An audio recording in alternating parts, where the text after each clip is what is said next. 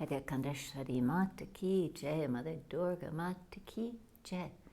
If you remember in our last discourse, the young prince Sudarshana had gone to the Swayamvara for Shashakali, and with only his mother, since he had been living in the forest all this time at a Muni's ashram and had no kingdom or anything. And the other kings were questioning him, why did he come? And of course, Satyajita, his half-brother's grandfather, was furious when he heard he was there. So the other kings asked him to come and talk with them about why he had come. And I'm going to read the last paragraph from how Sudarsana responded to them, because it's so beautiful, and then we'll go on with the reading from there. When the kings asked about why he was there and told them that Yudhijthira meant to kill him, Sudarshana laughed. He said, "A man is born into this world by his karma, and by fate alone does he leave it when his time has come. Not a moment before his time comes can any man be killed by any king or even by the devas. It is only Kal, time, who creates and destroys the man. I am a bhakta of the Divine Mother, from whose hands time flows. She protects me, and I fear neither death nor any other man." So the king saw how determined he was, and the best of them were actually secretly pleased. Now the next morning,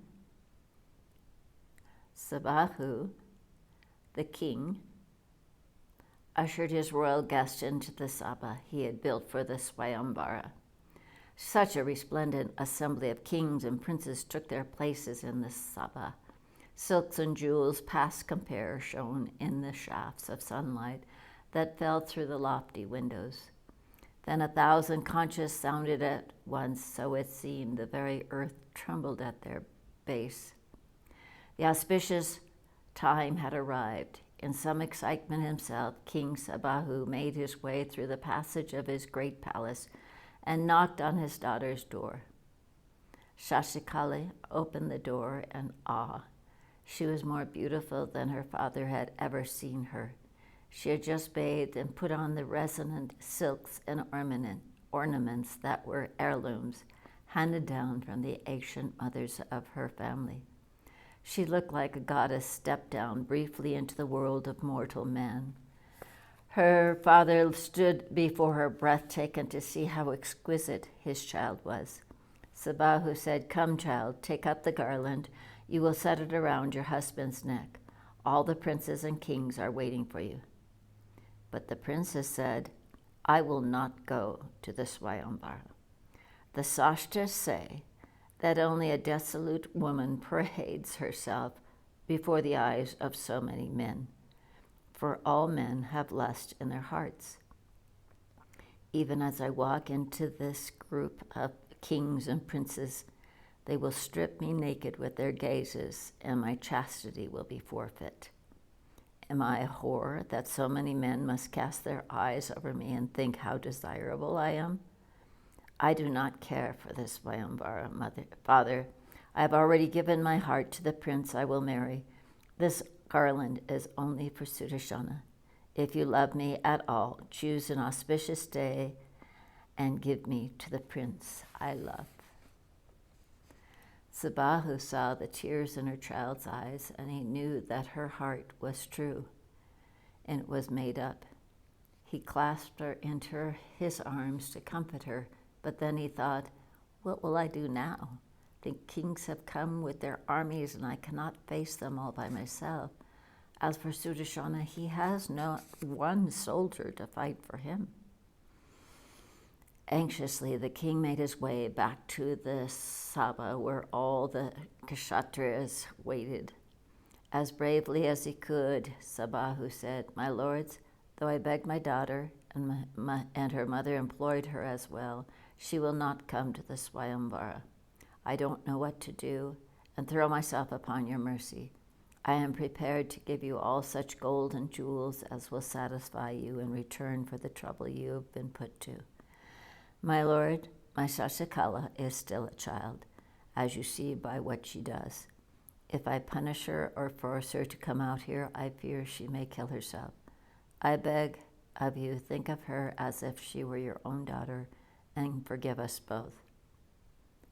Perfect silence fell upon the group, and it was a sympathetic quiet, for the kings had been moved by what Sudarshana had said to them earlier. But Yudhijthira's eyes burned crimson, and he roared, "Sabahu, you fool, is this the time to tell us this? Are you an idiot as well that you couldn't anticipate this? And I suppose you mean to give your daughter to that penniless Sudarshana after making fools of the rest of us. But I will not stand for it. I will kill you first, witless king, then Sudarshana, and my grandson Satyajita will marry your Shashikala over her daughter, his father's dead body if need be." Listen to me, Sabahu. A man must think of family, honor, wealth, and equality when he gives his daughter in marriage. Marriage is not a matter of a young girl's whim of a day. We both know that. And so do all these kings here. You and I have been friends for many years. Let reason prevail on you, Sabahu. Fetch your daughter here and let her choose any kshatriya for his husband, and I'm content. Any except Sudarshana, whose life I will not spare today. And it seemed that Yudhijthira had swayed most of the other kings because they began to murmur among themselves that Sabahu had indeed made fools of them. Sabahu bowed his head and said, "I will ask my wife to speak to Shashikala." He went and told his wife what had happened. The queen saw how distraught her husband was. They went to Shashikala, and her mother said, "If you insist on being stubborn, Yudhijthira means to kill your father and Sudarshana. You are still young, my child. You don't understand the ways of the world. I beg you, give up your obstinacy and marry any other prince but Sudarshana. Save your father's life." And the queen wept before her daughter. But Shashikala said, "Father, marry me to Sudarshana at once, and then turn us both out of your city. At least you will be safe then, and fate's purpose will be fulfilled, whatever she intends. I can never give up Sudarshana any more than I can pluck my heart from my body, and then hope to live on. Go now, gentle father, tell the kings of the Swayamvara that you have postponed it until tomorrow, and tomorrow let them be guests at our wedding to Sudarshana." The father looked at his daughter, and she spoke with such quiet determination that he saw that nothing would change her mind. She was a grown woman suddenly, who would die, if need be, to fulfill what she believed to be her destiny. She was a woman of substance, and the king could say nothing to her. Shashikala took her father's hand and said, "My lord, it is the Devi who has decided that I will belong to Sudarshana and no one else. She will protect us from all these kings. Their power is nothing before hers." Her voice was low as she added, "And if Bhagavi so decides, I will die at Sudarshana's side rather than betray my love." Suddenly Sabahu also felt inexplicably calm, as if someone unseen had plucked his anxiety from him. He embraced his daughter, then went back to the Swayamvaras and announced, "There will be no Swayamvara today. I have decided my daughter shall be married tomorrow instead. My friends, bear with me until then. Return to your camps now, and we will meet again tomorrow. Perhaps I will devise a trial of strength or skill for the princess in the night, and let the one who succeeds win my daughter's hand. Until tomorrow then, my lords." And Sabahu swept out of that sabha.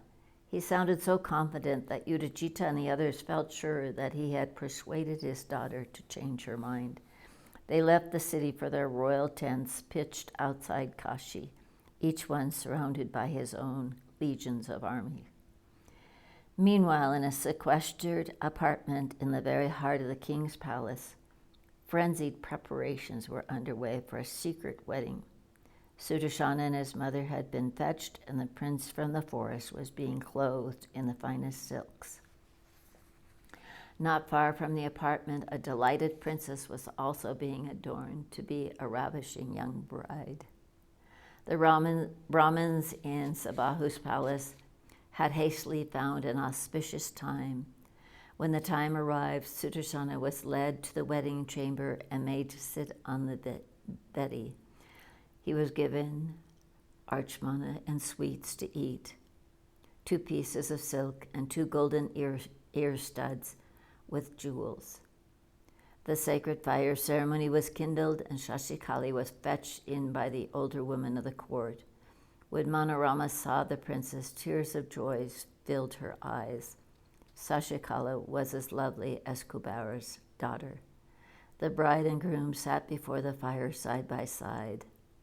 The homa was performed, and the young couple circumambulated the Agni.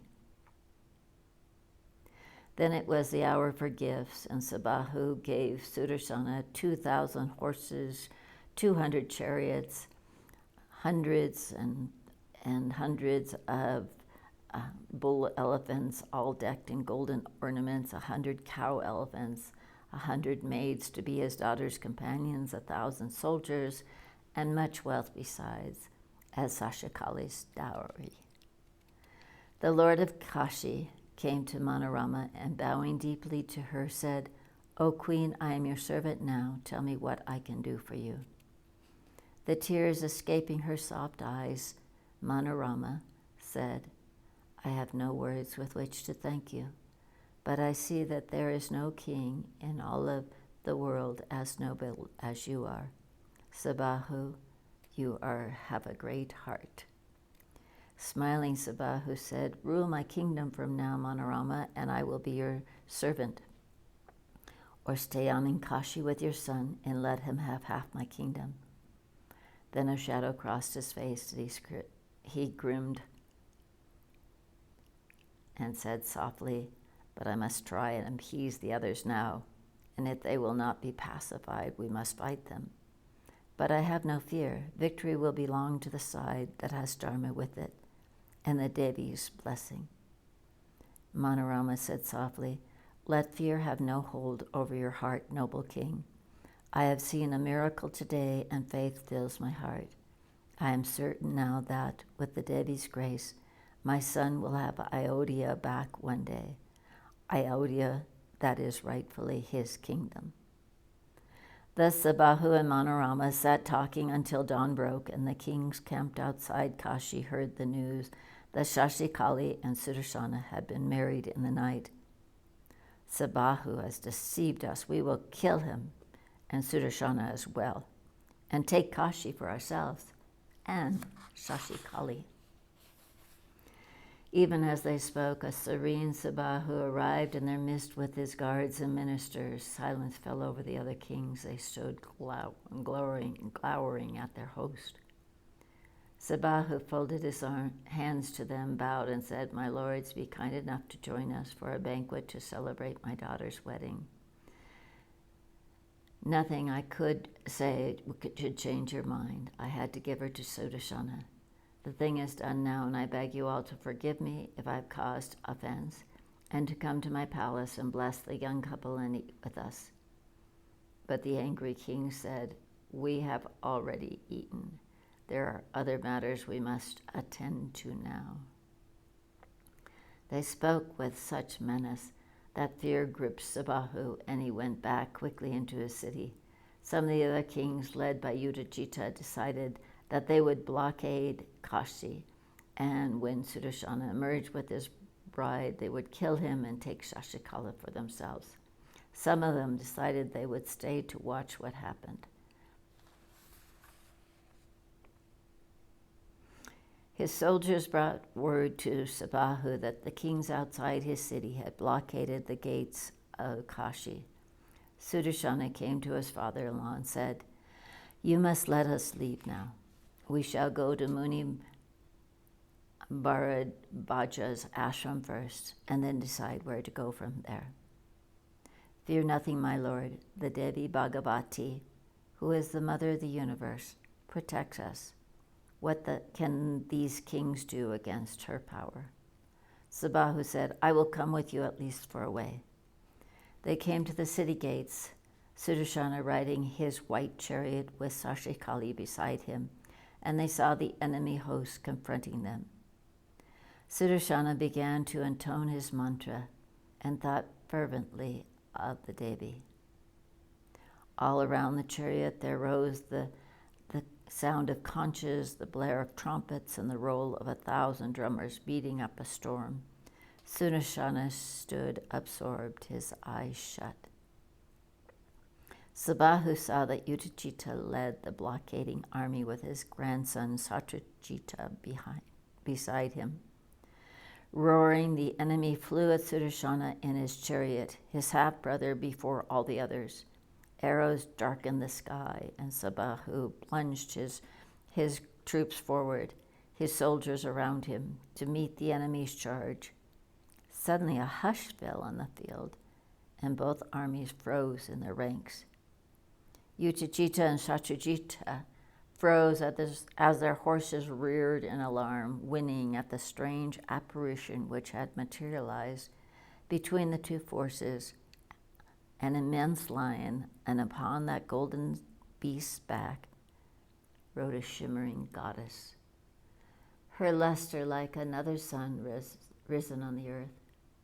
She rode her lion between the two armies, daring anyone to approach her. Sudarshana opened his eyes and murmured, Look, Shashikala, the Devi has come to protect us. Sabahu stood entranced, but Yudhishthira roared, Who is this woman who rides a lion? What does she want here? At that moment, the lion gave a roar that drowned every other sound on the field. Horses and elephants bolted, and in a moment there was a channel cleared through Yudhishthira's legions, a way along which Sudarshana now fearlessly drove his chariot. Yudhishthira roared, Shall we let a mere woman and one lion frighten us? Kill them, and kill that upstart Sudarshana. And he plunged at Sudarshana, his bow, flaring arrows, and Satyajita beside him. Sudarshana held them both off for a while, then suddenly the Devi was at his side on her beast. Yudhishthira shot his arrows at her as well, and Satyajita too. The crimson Devi smiled. She raised her own bow in one of 8 hands. With another hand, she loosed a volley at the enemy.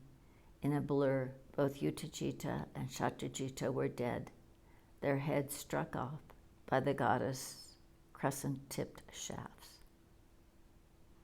Suddenly it seemed 1,000 Devis stalked that field of war in 1,000 dreadful guises, riding 1,000 dreadful beasts. The enemy perished in a scarlet tide before Durga's lions of her own selves, and those that did not fled screaming. Sabahu leapt down from his chariot and prostrated himself before Bhagavati. Again and again he lifted his head, then set it down in the dust at her holy feet. Mother Jagadambika, I have no words with which to praise you. Bhavani, unworthy as I am today, I have seen you with my very own eyes. I see how you protect your bhaktas, O Devi. You have come yourself to save Sudarshana's life. I lay my head at your feet. Mother, bless me. The Devi smiled tenderly and said to Sabahu, King of Dharma, name your boon.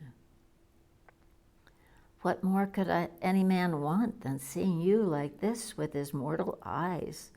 Not the kingdom of the Devas is more precious than what I have seen today. I beg you, Devi, for the boon of bhakti. Let my faith in you never waver, and let your grace be upon my city forever. Bless me, Sri Durga, that I be your bhakti forever.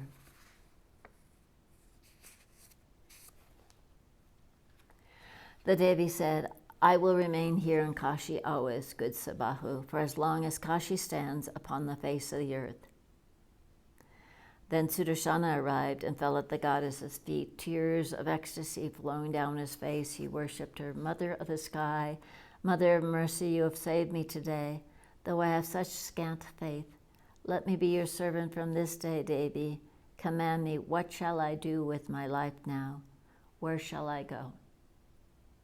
Smiling, Bhagavati said, have you forgotten Ayodhya, your father's city, Sudarshana? Go to Ayodhya now and rule as king of the city, for that is who you are. Worship me always, Sudarshana, and I will care for you and yours.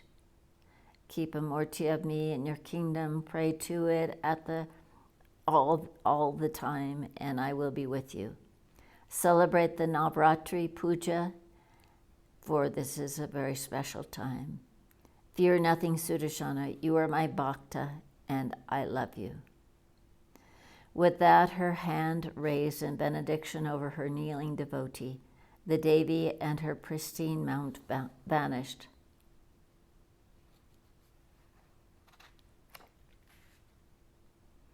The remaining warriors fell at the feet of Sudarshana, and even Sabahu bowed deeply before his son-in-law, for there was no doubt that he was the Devi's chosen one, and he was lord of Ayodhya now, king of the ancient city. Those kings cried, we are your servants from this day, Sudarshana. By your grace we have seen the Devi with our own eyes. But tell us, O king, how did the mother of the stars come to save your life? Sudarshana said, when I was a child in the Muni's ashram, I was given a special mantra, and every day I would chant it silently as often as I could. In time, my bhakti grew, and the Devi would appear to me in dreams and visions and tell me what to do. I came to Kashi at her behest, and she has protected me. Why, she has returned my kingdom to me. Word flew to Ayodhya of the happenings in Kashi, and by the time Sudarshana rode into the father's city, bringing his mother and his bride, Shashikali, with him, a grand welcome awaited. The city was festive with arches and banners. The streets had been washed and scented, and there were exquisite garlands and flowers everywhere. Riding his white chariot through bright lines of soldiers turned out to receive their new king, Sudarshana arrived at the royal palace at the heart of the city. There Satyajita's mother, Lalavati, waited for him, having heard the news of the deaths of her son and father.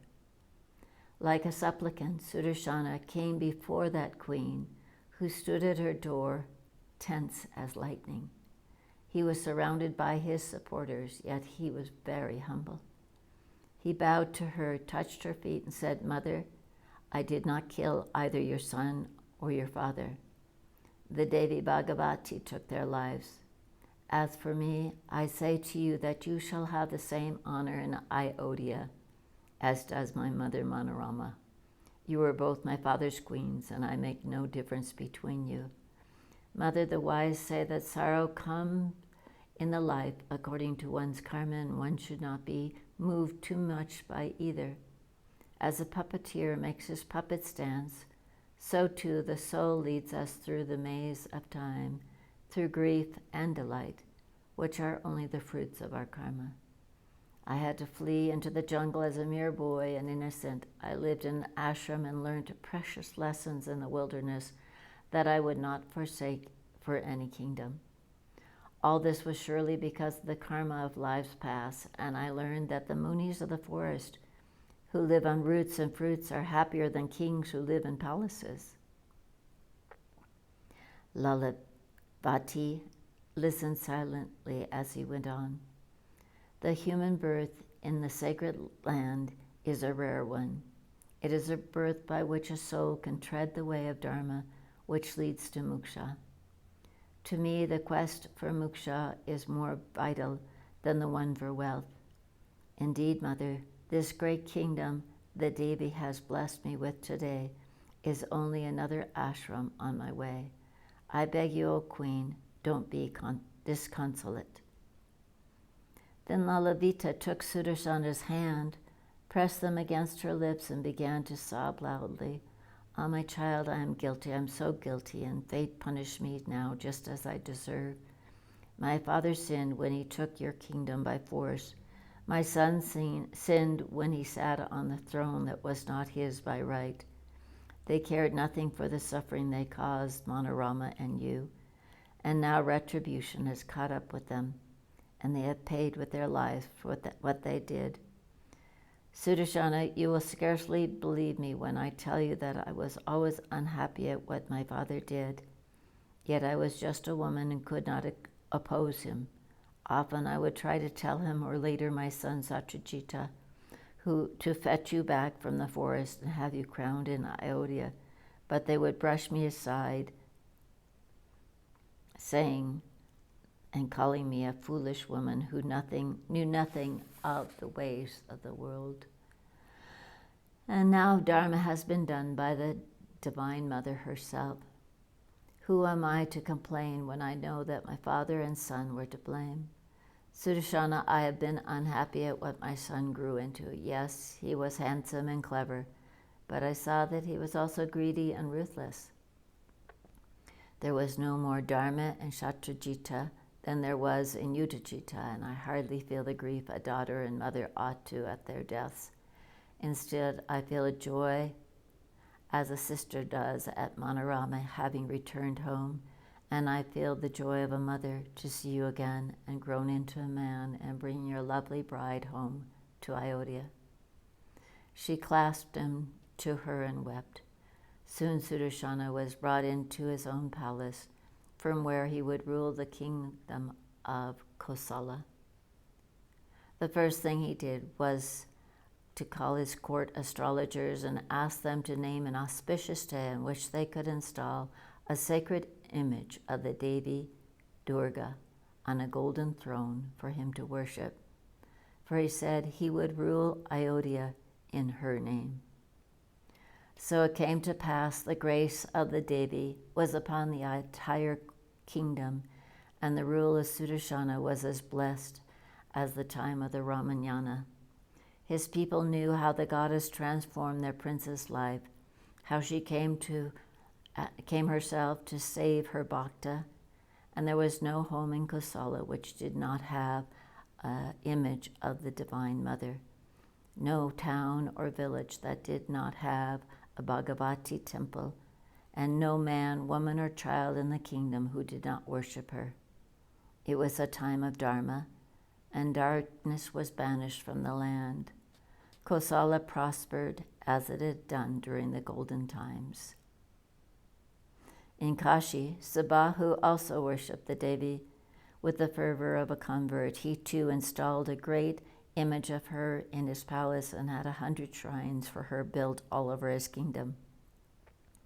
It was in Kashi that Durga had appeared on her beast, and the people of that city, many of whom had seen the miracle with their own eyes, worshipped her as ardently as they did Shiva in the Vishwanath temple. From Kashi and Ayodhya, the Devi's fame spread like light through the whole of India, and it seemed that all the sacred continent was suffused with her grace. Mother Durga Mata Ki Jai, Bhagavati Mata Ki Jai, Hare Kandashvari Mata Ki Jai, Bole Baba Ki Jai.